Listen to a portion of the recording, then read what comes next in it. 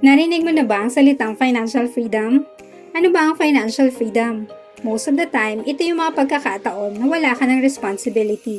Money will be working for you and you are loy, or living on interest. Yung interest pa lang ng pera mo, kaya ka nang buhayin.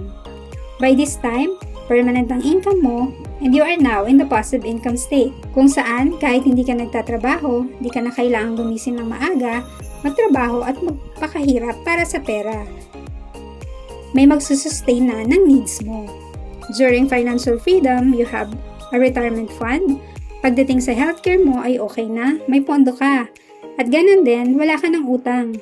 And yung mga anak mo, supposedly ay hindi mo na kailangang sustentuhan dahil sila may mga trabaho na. For example, you have 6 million. Kung saan ang 10% na kinikitang interest nito kada taon, kinukuha mo to sustain your needs. Interest pa lang na 600,000 per year, kaya ka nang buhayin. During this time, you are living on interest.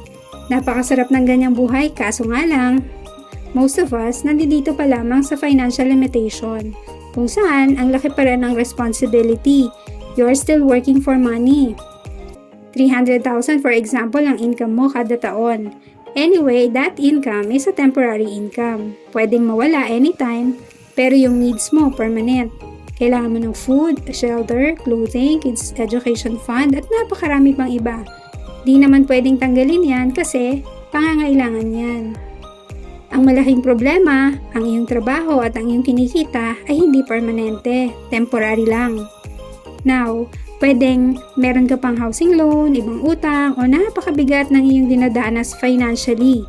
Yan po ang tinatawag natin na financial limitation. In this lifetime, meron tayong tinatawag na X-curve concept. It involves two lines that must run to opposite direction. Sa madaling salita, ang isang linya dito magsisimula ng mababa na dapat ay mapataas mo. We called it the law of building wealth o yung wealth line mo. From the bottom, you need to reach financial freedom at mapataas ang wealth line mo. On the other hand, yung isang linya naman na napakataas, we called it the law of decreasing responsibility. Sa pagkakataong ito, ang taas ng responsibility mo. Your goal ay mapababa ang iyong responsibility. Sino ba naman ang ayaw, di ba? Yan ang makikita mo sa X-curve, ang line going up and line going down. You need to understand how to compute your responsibility. Your minimum responsibility should be your yearly income times 20 years. Bakit 20 years? So, we can have a lot of retirement money. Example, sa ginawa nating 300,000 per year, that's why 300,000 times 20. 6 million po ang kailangan mong pag-ipunan para masabi mo na pwede ka na talagang mag-retire at marating ang iyong financial freedom. Always remember these words. In every peso we save is a peso reduction of your responsibility. Meaning to say, kada inailalagay nating pera o piso sa ating ipon, bumababa ang ating responsibility.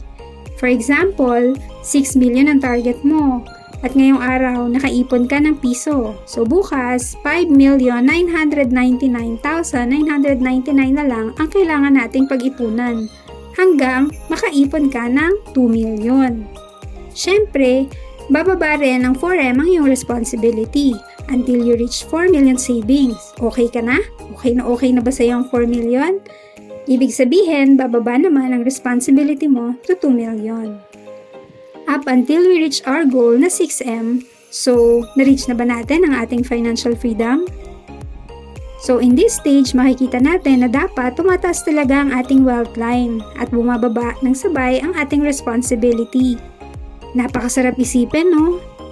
Kaso nga lang, sa buhay natin, sa salitang life, there is an if. What if we live too long? Kung tumagal ang buhay natin, ang kailangan, investment and long-term healthcare. Dito sa IMG, pinag-aaralan ng mutual fund, stock market, premium deposit fund, long-term healthcare, and you will learn more about these things kapag ikaw ay part na or member na ng IMG. On the other side ng if, what if we die too soon? Umuwi tayo kay Lord ng maaga. Di pa natin nararating ang ating financial goals. Ito yung iniiwasan ng marami na kailangan meron tayo, ang life insurance. Simple lang naman talaga ang ibig sabihin ng life insurance. Kung umuwi tayo kay Lord ng maaga, hindi kawawa ang may iwan nating pamilya. Kaya dito sa IMG, natututunan ng mga members kung ano ba ang murang insurance. Ano ba ang tamang insurance para sa'yo? And in between building wealth, meron din another if. What if we get sick? Kailangan natin ng healthcare. Kailangan natin ng pondo para sa ating pagkakasakit. Kaya ano man ang mangyari sa'yo, ready ka. Life is full of uncertainties. Whether you die too soon, you get sick, you live too long, handa ka. O handa tayo. At matututunan mo yan dito sa IMG. So ano ba ang stages ka na? Stage 1 ka pa lang ba? Or maybe stage 2? Sa building wealth mo? Or pwedeng stage 3? Or narating mo na ang iyong financial freedom? Ano man ang status mo ngayon? Make sure pinapaganda mo ang iyong X-curve. At kailan mo balak marating ang stage 4 or financial freedom? Yan ba ay bata ka? Matanda ka? Ano man ang mangyari, gaya ng sinabi ko, kailangan itong paghandaan. Because there are people asking me, why do we need to understand financial literacy? Okay naman ako eh. Maayos na ako, may pera na ako, may insurance ako, may business ako. Ang tawag dyan, kadalasan, is the point of false security. Kung saan akala mo may pera ka na kasi may 3M ka na, for example. Ang responsibility mo, hindi mo alam na nasa 3 million pa rin. Akala mo dahil may savings ka, okay ka na. Akala mo marami ka ng ipon. Ang hindi mo nakikita na ang laki pa pala ng utang mo. May pag-aaralin ka pa, may aging parents ka pa na kailangan ng suporta. At marami ka pa palang unseen and unforeseen na gastos. In order to reach a great part of your X-curve at marating mo ang financial freedom, at dapat talaga marating natin ang final stage, the point of full security. Kung saan dahil financially free ka na, hindi mo na kailangan magtrabaho para sa pera, na masasabi mo 100% financially independent ka na.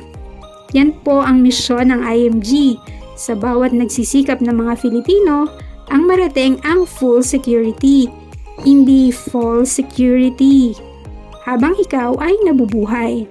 At kung paano mo maiaayos ang iyong X-curve, yan ang role ko as your partner at bilang kaipon buddy, using the IMG system tool and wealth platform.